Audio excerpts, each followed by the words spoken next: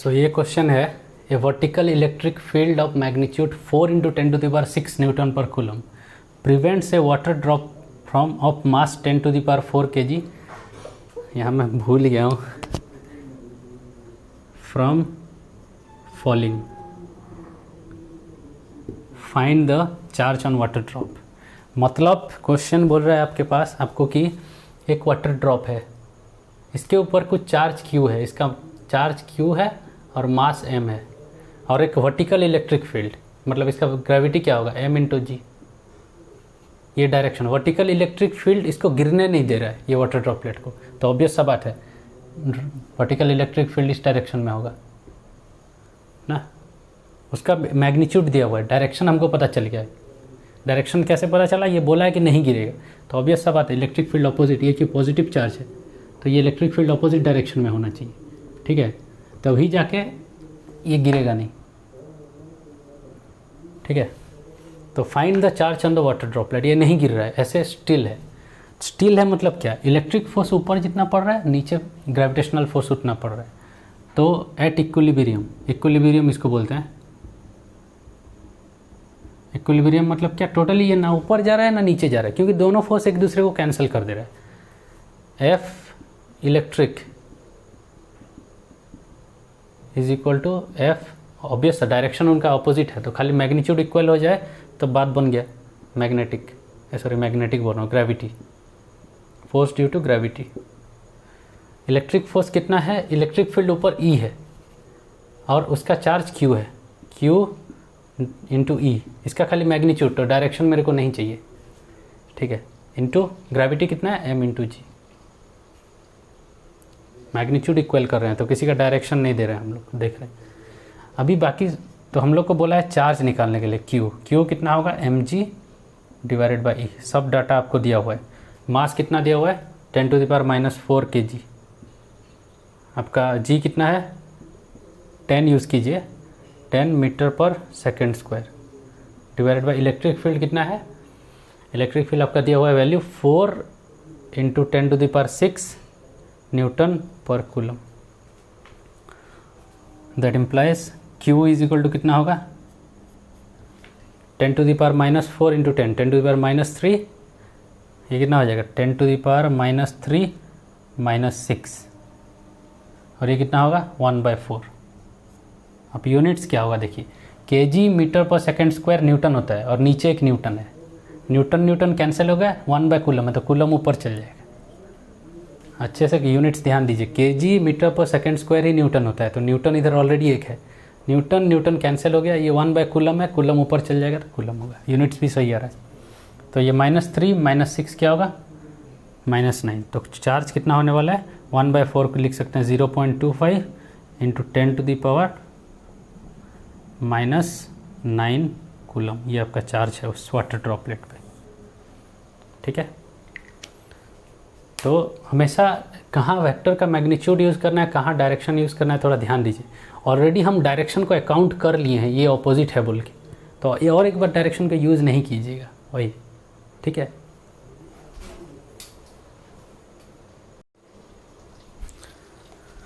सो next question है आपका 4 particles each of charge, ये शायद 6th क्वेश्चन है या 5th है, मेरे को शायद पता नहीं है। Each of charge plus Q are placed at the vertices of a regular pentagon. तो एक रेगुलर पेंटागन है, पेंटागन मतलब 5 साइड इसका होता है, ये एक रेगुलर साइज है, मतलब चारों साइड लेंथ इक्वल है। यहाँ पे चार्ज साइड पे एक Q, यहाँ पे एक Q, यहाँ पे एक Q, यहाँ पे एक Q रखा हुआ है। अब बोला है the distance of each corner from the centre is A। अगर ये सेंटर है रेगुलर पेंटागन का तो ये डिस्टेंस आपका गिवन है A। Find the electric field at the centre of the pentagon, ये सेंटर ऑफ द पेंटागन पे इलेक्ट्रिक फील्ड आपको निकालना है। अभी देखिए, इससे पहले मैं 1-2 इलेक्ट्रिक फील्ड निकाल के देखा हूँ, आपको पता है 2 इलेक्ट्रिक फील्ड सम करने में आपका सारा टाइम निकल जाता था, इसमें तो 5 गो इलेक्ट्रिक फील्ड आपको सम करना पड़ेगा। ये डायरेक्टली करके कोई फ़ायदा नहीं है, ये मतलब आप डायरेक्टली अगर इवेलुएट करने का कोशिश किए, यहाँ पे कोऑर्डिनेट सिस्टम, यहाँ पे इलेक्ट्रिक फील्ड इवेलुएट कर रहे हैं तो आप क्या करेंगे, कोऑर्डिनेट सिस्टम ऐसे सेटअप कीजिए, तो बहुत मुश्किल होने वाला है। क्योंकि ओरिजिन वहाँ पे सेटअप करेंगे तो आपका कोऑर्डिनेट सिस्टम ऐसा होने वाला है। ये आपका कोऑर्डिनेट सिस्टम होने वाला है, ये आपका कोऑर्डिनेट सिस्टम ऐसा होगा, ये x होगा और ये y होगा, ये y और ये आपका x। लेकिन ये कोई मतलब का बात ही नहीं है, ऐसा करना ही नहीं है आपको, ये कोई फ़ायदा ही नहीं है करके, क्योंकि इतना मुश्किल क्यों करें, इतना मेहनत, और ये बहुत मेहनत लगेगा। तो हम लोग वो नहीं करेंगे, हम लोग क्या करेंगे, दूसरे मेथड से करेंगे। दूसरे मेथड मतलब ये एक ट्रिक है ऐसा क्वेश्चंस करने को। जब भी आपको कोई रेगुलर साइड, ट्रिक क्या है देखिए, जबकि आपका कोई भी रेगुलर ऑब्जेक्ट होगा, जैसे फॉर एग्जांपल एक सर्कल है और इसके ऊपर एक चार्ज क्यू यूनिफॉर्मली से प्लेस्ड है, तो सेंटर पे ना उसका इलेक्ट्रिक फील्ड 0 होगा। जैसे कि फॉर एग्जांपल एक स्क्वायर है, चारों वर्टिसेस पे मान लीजिए यहाँ क्यू रखा हुआ है, सेम चार्ज होना चाहिए, तो इस स्क्वायर का सेंटर में इलेक्ट्रिक फील्ड 0 होगा। लेकिन ध्यान दीजिए जितना वर्टिसेस है वहाँ पे रखा हुआ है, लेकिन यहाँ 4 वर्टिसेस पे रखा हुआ है, 5वां पे तो है नहीं, 5वां पे होता तो यहाँ 0 होता है। तो मैं क्या करूँगा, हम लोग सुपरपोजिशन प्रिंसिपल का यूज़ करेंगे। 5वां पे मैं अगर क्यू रखता हूँ तो ये अभी कॉन्फ़िगरेशन के लिए इलेक्ट्रिक फील्ड 0 है, लेकिन 5वां जगह पे क्यू है नहीं, तो मैं क्या करूँ, एक क्यू रखूँगा, उसके साथ एक माइनस क्यू भी रखूँगा, तो कुछ रखा नहीं, इसका मतलब 0 चार्ज रखा हूँ, यहाँ चार्ज नहीं है। अभी आप देखिए इसको कैसे, देखिए ये प्लस क्यू, ये प्लस क्यू, ये प्लस क्यू, ये प्लस क्यू, ये प्लस क्यू, इनके लिए फील्ड सेंटर पे कितना हो जाएगा, 0 हो जाएगा टोटल मिला के, क्योंकि अभी पाँचों एक रेगुलर साइट है, पाँचों साइट में एक plus Q plus Q plus Q plus Q है। तो रेगुलर साइट के अगर ईच वर्टिसेस पे अगर एक सेम चार्ज रखेंगे तो सेंटर पे फील्ड 0 होता है। लेकिन यहाँ पे क्यू में ज़बरदस्ती रखा हूँ, एक क्यू रखा हूँ, एक माइनस क्यू रखा हूँ। क्यू, ये क्यू क्या करेगा, सारा क्यू का फील्ड कैंसिल कर देगा, ये सब मिलकर कैंसिल हो जाएगा, बचेगा कौन, खाली ये माइनस क्यू। समझ में आया?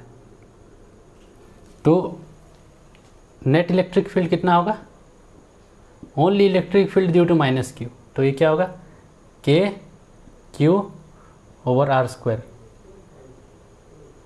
ये माइनस क्यू है तो माइनस क्यू रखते हैं, ये आर कैप के डायरेक्शन में, ठीक है। आर कैप का डायरेक्शन क्या है, यहाँ से लेंगे तो ये डायरेक्शन है, आर कैप का डायरेक्शन इधर है, आउटवर्ड है, तो ये माइनस आर कैप के डायरेक्शन में, तो ये माइनस आर कैप के डायरेक्शन है, मतलब इनवर्ड है फील्ड, ये उसका मैग्नीट्यूड है, ये डायरेक्शन है माइनस आर कैप। समझ में आया? तो मैग्नीट्यूड देखिए कितना आसानी से निकाल लिया आप।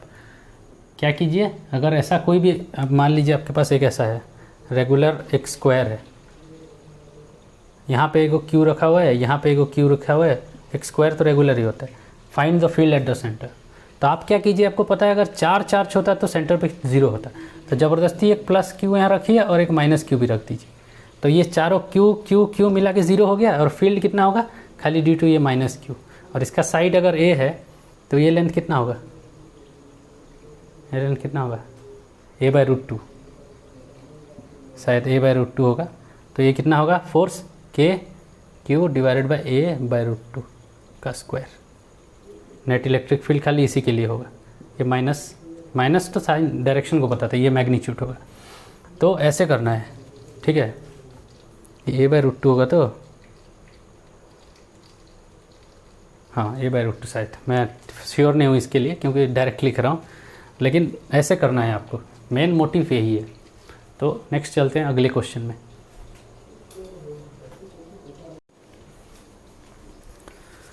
तो हम लोग का नेक्स्ट क्वेश्चन ये है, ये शायद 5th 6th या कुछ 7th क्वेश्चन, मेरे को पता नहीं है। तो ये आपका क्वेश्चन है, ये क्वेश्चन जनरली इसको एक डाइपोल प्रॉब्लम बोलते हैं, डाइपोल है, लेकिन अभी फ़िलहाल के लिए हम इलेक्ट्रिक फील्ड जानते हैं एक पॉइंट से कैसे निकालते हैं, एक पॉइंट चार्ज के लिए। तो हम लोग निकालने का कोशिश करेंगे, ये एक प्लस क्यू इधर रखा हुआ है, एक माइनस क्यू इधर रखा हुआ है, यहाँ से ये सेंटर को डिस्टेंस दी है, इधर से डिस्टेंस डी है, और ये सेंटर से हाइट h पे हम लोग इलेक्ट्रिक फील्ड निकालना चाहते हैं, कितना होगा, ये हम लोग का प्रॉब्लम है। तो जैसे कि सबसे पहले हम लोग क्या करेंगे, फील्ड्स का डायरेक्शन ड्रॉ करेंगे। तो ये क्या करेंगे, हम लोग ये पॉइंट्स को जॉइंट करते हैं, मैं ब्लैक में जॉइंट करता हूँ। तो ये एक, ठीक है, ये प्लस क्यू है, प्लस क्यू के लिए यहाँ फील्ड कितना होगा, सी पॉइंट पे इस डायरेक्शन में होगा। माइनस क्यू के लिए किस डायरेक्शन में होगा, इस डायरेक्शन, ये ई ड्यू टू, मैं मान लीजिए ये ए लिखता हूँ और ये बी लिखता हूँ, नाम दे देने से अच्छा होता है। ये ई बी और ये ई ए, ये वेक्टर सब है, ठीक है। नेक्स्ट टास्क क्या है, पहले आप ई लिख दिए, डायरेक्शन लिख दिए। नेक्स्ट जॉब क्या है आपका, कोऑर्डिनेट सिस्टम सेटअप करना। कोऑर्डिनेट सिस्टम आप कैसे सेटअप करेंगे, मैं बोला हूँ जहाँ पे आप फील्ड निकाल रहे हैं वहाँ आप ओरिजिन रखिए। तो मेरा ओरिजिन मैं यहाँ सेटअप करूँगा सी पे, क्योंकि मैं निकाल रहा हूँ तो मेरा ओरिजिन सी पे है। ये मेरा एक्स है, ये मेरा वाई है। हो गया, सब काम ख़त्म। अब बस निकालना है। देखिए, और ये डिस्टेंस को मैं मान लीजिए आर ले रहा हूँ। ये आर होगा तो ये भी आर होगा, क्योंकि ये कौन सा ट्रायंगल है, आइसोसेलेस ट्रायंगल होगा ये एक। तो E at C due to A, electric field at C due to A. अच्छे से देखिए क्या होगा, ये क्या होगा, K times Q divided by R square. That implies E A कितना होगा, ये मैग्नीट्यूड है खाली, मेरे को डायरेक्शन को कुछ नहीं लेना देना, पहले मैग्नीट्यूड निकालिए। ये क्या होगा, के क्यू, अब आर कितना होगा, पाइथागोरस थ्योरम से आर कितना होगा, D square plus H square का root over, D square plus H square का रूट ओवर, ये पाइथागोरस थ्योरम है। तो आर स्क्वायर कितना होगा, डी स्क्वायर प्लस ये D square plus H square. ये आपका ई ए का मैग्नीट्यूड मिल गया। सॉरी, ये आपका ये है, यहाँ पे के क्यू था, के क्यू, ओके। ये आपका मैग्नीट्यूड मिल गया। अब डायरेक्शन चाहिए, डायरेक्शन नहीं, पहले ई बी निकाल देते हैं। ई बी कितना होगा, मैं बोला हूँ डायरेक्शन का फैक्ट आप इनकॉर्पोरेट कर लिए कि ये इस डायरेक्शन में। अभी क्या कीजिए, इसके लिए खाली मैग्नीट्यूड निकालिए, तो क्या होगा, वही सेम होगा, K Q upon D square plus H square. ये आपका दूसरा है, ये और ई बी। अभी नेक्स्ट जॉब क्या है आपका, नेक्स्ट टास्क क्या है, नेक्स्ट टास्क ये है कि इनका कंपोनेंट सब लिखना है। देखिए, ये एंगल अगर थीटा होता है तो ये एंगल भी थीटा होगा, और ये आइसोसेलेस ट्रायंगल है तो ये एंगल भी थीटा है, ये दोनों सेम है। तो ये क्या है, ये एक पैरेलल, ये एक ट्रांसवर्स है, तो ये भी थीटा होने वाला है। तो ये वेक्टर क्या होगा, वेक्टर क्या होगा उसका, ये कॉस थीटा पार्ट किधर है, आई कैप के डायरेक्शन में, प्लस ये साइन थीटा पार्ट किधर है, जे कैप के डायरेक्शन में। कॉस थीटा पार्ट इधर है, साइन थीटा पार्ट इधर है। और ई बी कितना होगा, देखिए E B cos theta part X I cap के डायरेक्शन में है, और E B sine theta part कितना है, माइनस जे कैप के डायरेक्शन में, ठीक है। अब नेट इलेक्ट्रिक फील्ड कितना होगा, मैं यहाँ पे शॉर्टकट एक कर रहा हूँ, देखिए आप ऐसे कर सकते हैं। नेट इलेक्ट्रिक फील्ड क्या होगा, ये दोनों को ऐड कर दीजिए, ये दोनों को ऐड करेंगे तो ई नेट मिलेगा।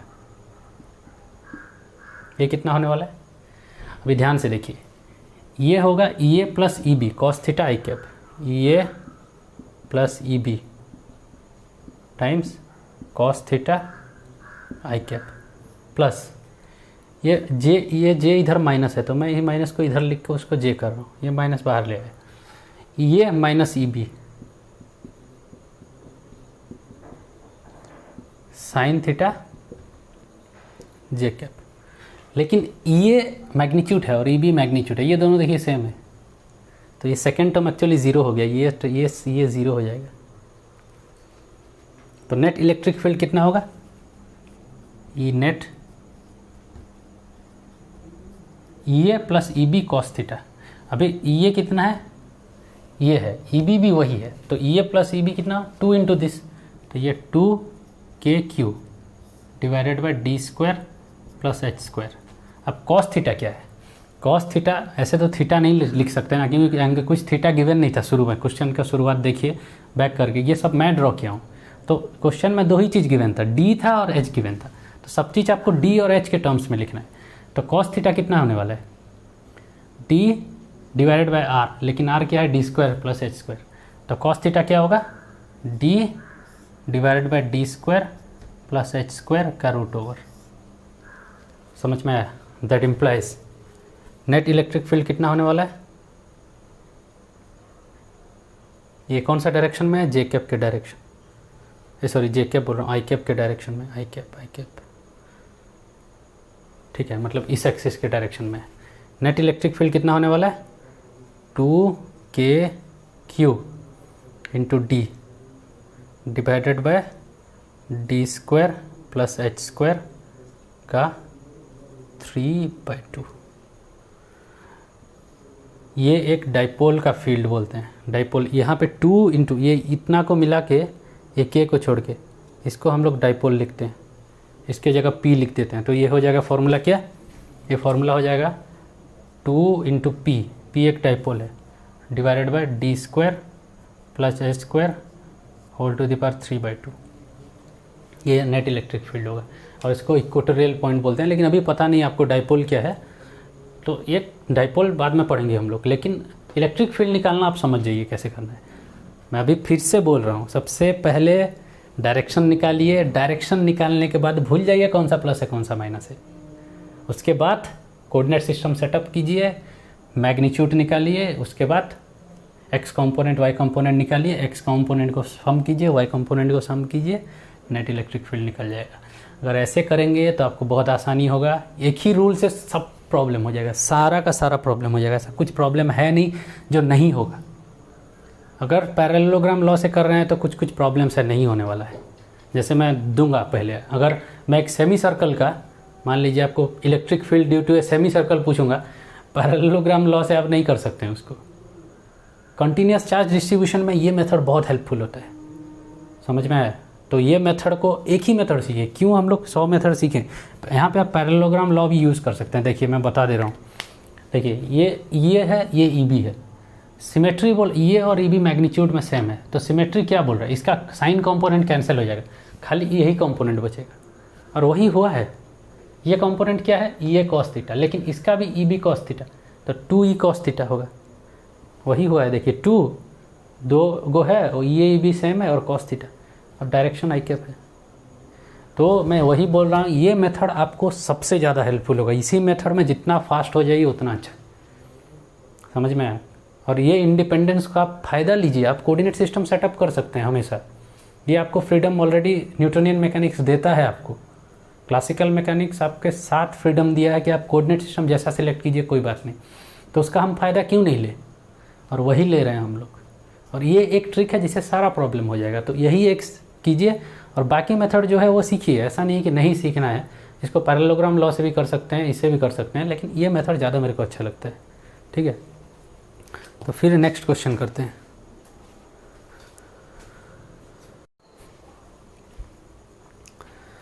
सो क्वेश्चन ये है, next question, what is the kinetic energy of an object of mass 2 kg and charge 4 coulomb. एक ऑब्जेक्ट है जिसका मास 2 kg है और चार्ज उसमें 4 कूलम है। ट्रैवल्स आफ्टर, मतलब what is the kinetic energy of an object of mass 2 kg and charge 4 coulomb after 20 second, मतलब 20 second बाद, if it starts moving under a constant field of, field मतलब electric field of 100 Newton पर coulomb. जब भी आपको यहाँ खाली field लिखा होगा, डायमेंशंस को देखिए, ये इलेक्ट्रिक फील्ड का डायमेंशन है, तो ये इलेक्ट्रिक फील्ड का बात कर रहे हैं। ठीक है, तो क्वेश्चन ये है, क्वेश्चन में गिवन है आपको कि एक चार्ज बॉडी है जिसका मास है 2 kg और जिसका चार्ज है 4 कूलम। ये एक कांस्टेंट इलेक्ट्रिक फील्ड में, इलेक्ट्रिक फील्ड मान लीजिए इसी डायरेक्शन में, E is equal to 100 coulomb newton पर कूलम। यहाँ पे कांस्टेंट इलेक्ट्रिक फील्ड में मूव करना स्टार्ट किया, T इज इक्वल टू 0 से मूव करना स्टार्ट किया। 20 सेकेंड बाद इसका काइनेटिक एनर्जी कितना होगा? काइनेटिक एनर्जी कैसे करेंगे? काइनेटिक एनर्जी का फॉर्मूला क्या है? Kinetic energy is equal to 1/2 mv²। 20 second बाद काइनेटिक एनर्जी कितना होगा? 20 सेकेंड बाद वेलोसिटी कितना होगा? ये पता कर लिए तो काइनेटिक एनर्जी पता कर ली। लेकिन मास हमको पता है, लेकिन प्रॉब्लम ये है कि वेलोसिटी कैसे पता करें? वेलोसिटी पता करने का फॉर्मूला क्या है? v is equal to you plus A T. ये एक फॉर्मूला है, आप न्यूटनियन मैकेनिक्स में करते हैं। तो v is equal to you plus A t. तो यहाँ पे अगर ए का यू तो ज़ीरो आपका स्टार्ट्स मूविंग, मतलब u is equal to zero, that implies v is equal to 80। तो कैसे आप एक्सेलरेशन पता कर लिए तो वेलोसिटी पता चल जाएगा। तो चलिए एक्सेलरेशन पता करते हैं। एक्सेलरेशन कैसे पता करेंगे? बोल रहा है कि if it starts moving under a constant electric field, तो उसके ऊपर फोर्स कितना है? Force is equal to mass into acceleration. उसके ऊपर फोर्स कितना है? फोर्स है Q इंटू ई। Q है Q into E, electric force के लिए वो एक्सेलरेट कर रहा है, तो mass into acceleration, that implies Q into E कितना है? Q आपका गिवन है 4 कूलम इंटू 100, इलेक्ट्रिक फील्ड है न्यूटन पर coulomb, is equal to mass कितना है? 2 kg। ये तो आप ऐसा रहेगा। तो ये देखिए 2 यूनिट्स का मैं काट देता हूँ, यूनिट्स ऐसा ही यूनिट में काम कर रहा हूँ तो सब यूनिट्स ठीक ही आने वाला है, तो यूनिट्स को मैं कंफ्यूज होने के लिए नहीं देता हूँ उतना। तो ये 400 डिवाइडेड बाई 200, तो A is equal to 200 metre per second square, ये आपका एक्सेलरेशन मिल गया। तो आफ्टर 20 सेकेंड्स वेलोसिटी कितना होने वाला है? V इज इक्वल टू कितना होने वाला है? 80। 20 सेकेंड के बाद कितना होगा? 200 metre per second square into time कितना है? 20 सेकेंड। तो सेकेंड कैंसिल हो गया, 4 कितना होने वाला है ये? 4000 मीटर पर सेकेंड। ये उसका वेलोसिटी है 20 सेकेंड बाद। तो उसका काइनेटिक एनर्जी कितना होगा? काइनेटिक एनर्जी यहाँ पुट कर दीजिए वेलोसिटी। तो काइनेटिक एनर्जी कितना होने वाला है? यहाँ ये पेन ख़त्म हो गया तो मैं, तो काइनेटिक एनर्जी कितना होने वाला है?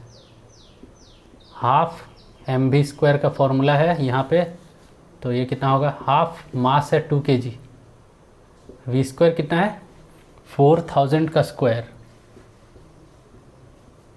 Metre square divided by second square.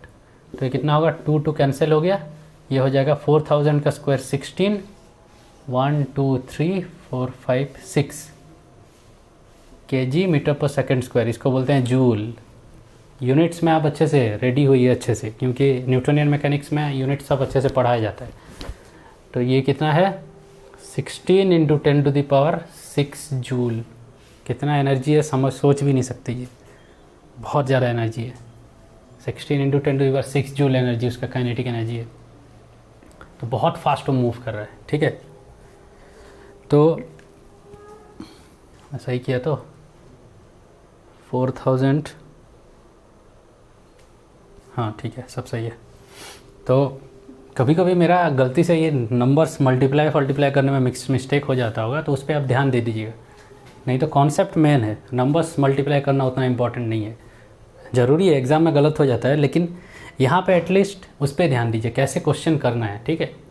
तो ये ऐसे पहले आप वेलोसिटी निकालने का कोशिश किए ये फॉर्मूला यूज़ करके, उसके लिए एक्सेलरेशन चाहिए, एक्सेलरेशन निकाले, उसके बाद हाफ mv² में पुट कर दीजिए, ठीक है। तो आगे करते हैं next question.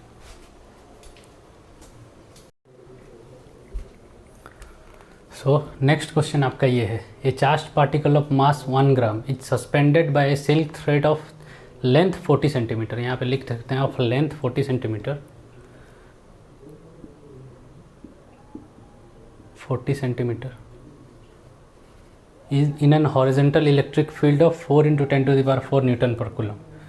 If the particle stays at a distance of 24 cm from the wall, find the charge on the particle.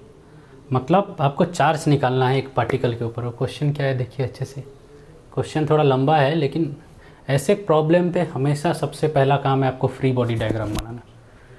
Free body diagram बना दिए तो सब हो गया सही से। तो फ्री बॉडी डायग्राम कैसे है देखिए, ये आपका एक वॉल है, ये मान लीजिए वॉल है,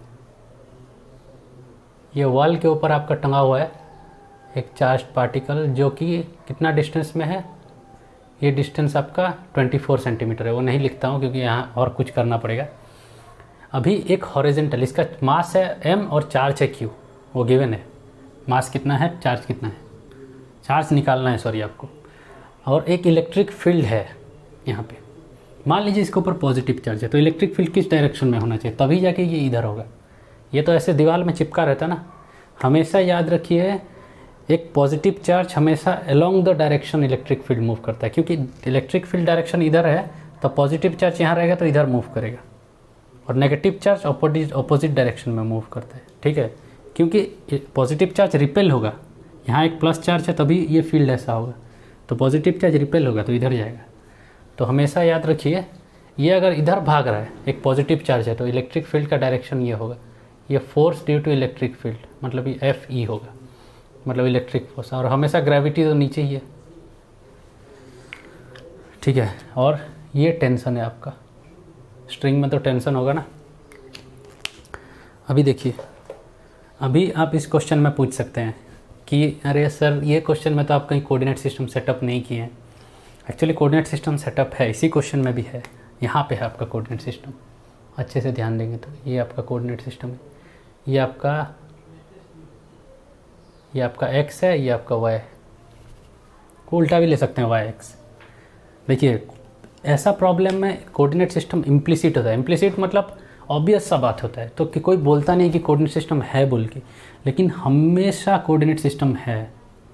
और cos theta sin theta component में ब्रेक इसीलिए करते हैं कि वहाँ कोऑर्डिनेट सिस्टम है बोल के, और कोई बोलता नहीं है। तो आप हमेशा, और इस प्रॉब्लम में कुछ फ़र्क नहीं पड़ने वाला है, लेकिन बाद में जब प्रॉब्लम्स ऐसे आएंगे जहाँ बिना कोऑर्डिनेट सिस्टम का प्रॉब्लम नहीं कर सकते हैं, वहाँ मैं अचानक से कोऑर्डिनेट सिस्टम इंट्रोड्यूस करके कोई कैलकुलेशन करने लगूंगा तो आप कंफ्यूज हो जाएंगे, ये क्या कर दिए सर। तो हमेशा ध्यान रखिए कि कोऑर्डिनेट सिस्टम रहता है, ये आपका फ्रीडम है और आप उसको हमेशा यूज़ करते हैं, उसके बिना नहीं चलेगा, ऐसा सोचिए। उसके बिना चलाने के लिए जो मैथमेटिक्स चाहिए वो मैथमेटिक्स हम लोग किए नहीं है, वो होता है टेंसर एनालिसिस। तो टेंसर तो बहुत हाई लेवल का चीज़ है, तो अभी तो कोऑर्डिनेट सिस्टम हम यूज़ करेंगे ही करेंगे। तो यहाँ कोऑर्डिनेट सिस्टम है और ये आपका थीटा है, मैं वैल्यू दे रहा हूँ कॉस थीटा, मेरे को पता, सॉरी थीटा, मेरे को पता नहीं है थीटा क्या है। मान लीजिए ये एंगल थीटा है, तो ऑब्वियस सा बात है ये एंगल थीटा होगा, ये दो पैरेलल लाइन, ये एक ट्रांसवर्स, तो ये थीटा हुआ तो ये थीटा होगा। तो अभी क्या है, ये यहाँ पे फिक्स्ड है। फिक्स्ड है का मतलब क्या, इक्विलिब्रियम, एट इक्विलिब्रियम। इक्विलिब्रियम मतलब क्या, हर एक डायरेक्शन का फोर्स कैंसिल हो जा रहा है, मतलब इसके ऊपर नेट फोर्स जीरो है, तभी जाके ये यहाँ पे फिक्स है। नहीं तो F is equal to m a क्या बोलता है, F is equal to m a आपको बोलता है कि अगर ये F हमेशा नेट F होता है, ओके। अगर नेट फोर्स जीरो नहीं है तो वो चार्ज पार्टिकल एक्सेलरेट करेगा, और ये एक्सेलरेट तो छोड़िए मूव भी नहीं कर रहा है, तो इसके ऊपर नेट फोर्स ज़ीरो है, ठीक है। तो नेट फोर्स ज़ीरो है तो क्या, सब तरफ का फोर्स कैंसिल हो जा रहा है, तो y कंपोनेंट फोर्स कैंसिल हो जाना चाहिए, x कंपोनेंट अलग से कैंसिल हो जाना चाहिए। तो इसको लिखते हैं y कंपोनेंट की तरफ, ये क्या होगा, ये होने वाला t cos थीटा, और इसका x कंपोनेंट क्या होगा, देखिए टेंशन तो ये ऑलरेडी y डायरेक्शन में है, ये थोड़ा मैच नहीं कर रहा है, टेढ़ा हो गया है, कोई बात नहीं, सीधा कर लेते हैं इसको। ये already electric force x direction में है, तो और ये ऑलरेडी y डायरेक्शन में है, तो इसको कुछ करना नहीं, ये नहीं है, तो इसका x कंपोनेंट और y कंपोनेंट लेंगे, ये t cos थीटा और ये t sin थीटा, इसका y कंपोनेंट। इक्विलिब्रियम पे क्या होगा, ये t sin थीटा इसको कैंसिल करेगा, ये t cos थीटा और ये दोनों कैंसिल हो जाएगा, तो ये क्या होगा, at equilibrium t cos theta is equal to force due to gravity, जो कि है इसका क्या है, mg, m इंटू जी, और सेकंड क्या है, t sin theta is equal to क्या है, एफ ई, इलेक्ट्रिक फोर्स कितना है, चार्ज q इंटू ई, ये क्या होगा, q इंटू ई, ठीक है। अब ऐसा जब भी प्रॉब्लम आता है, हमें हमेशा आपको एक चीज़ करना है, पहले तो आप सब फ्री बॉडी डायग्राम बनाएंगे, थोड़ा कंपोनेंट्स का ध्यान देंगे, और एक चीज़ करना है, इसमें अननोन्स क्या क्या है, देखिए अननोन्स क्या क्या है, तीन चीज़ अननोन है एक्चुअली। टेंशन आप तो पता नहीं है, टेंशन आपको निकालना है, कहीं दिया नहीं है क्वेश्चन में टेंशन, थीटा भी आप ही पुट किए हैं, कोई थीटा वोटा नहीं दिया है क्वेश्चन में। और तीसरा चीज़ ये है, चार्ज आपको निकालने बोला है, तो तीन अननोन है, और इक्वेशन आप फाइंड किए हैं दो को, तो अब फंस गए आप। दो इक्वेशन और तीन क्वेश्चन, कभी बहुत रेयर ही चांस होगा कोई कैंसिल वैंसिल हो जा रहा होगा, तो मैं भी कैलकुलेट कर सकते। तो सबसे पहला काम है आपको तीसरा इक्वेशन ढूंढना, क्योंकि यहाँ कुछ कैंसलेशन नहीं होगा, जाके आप निकाल लेंगे इलेक्ट्रिक फील्ड क्यू, आपको तीसरा क्यू चाहिए, तीसरा इक्वेशन चाहिए। तीसरा इक्वेशन क्या होगा, अच्छे से देखिए, अभी तक हम एक इन्फॉर्मेशन यूज़ नहीं किए हैं, वो चार्ज कहाँ रहेगा, 24 सेंटीमीटर में जाके रहेगा, तो ये डिस्टेंस एक्चुअली 24 सेंटीमीटर है, और ये आपको दिया हुआ है 40 सेंटीमीटर लेंथ।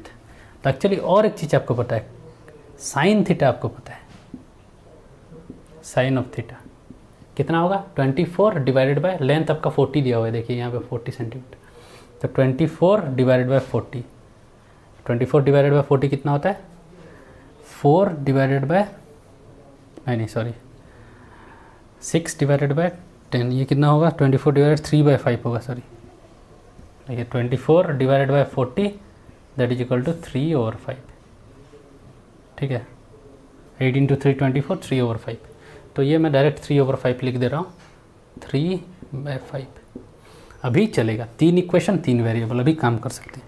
अभी इसमें से आपको क्या चाहिए, खाली क्यू चाहिए, ये बाकी दो जो हो, मेरे को क्यू निकालना है इसमें से। तो क्या करते हैं, देखिए यहाँ क्यू है, तो इक्वेशन ये 1 लीजिए, ये 2 लीजिए और ये 3 लीजिए।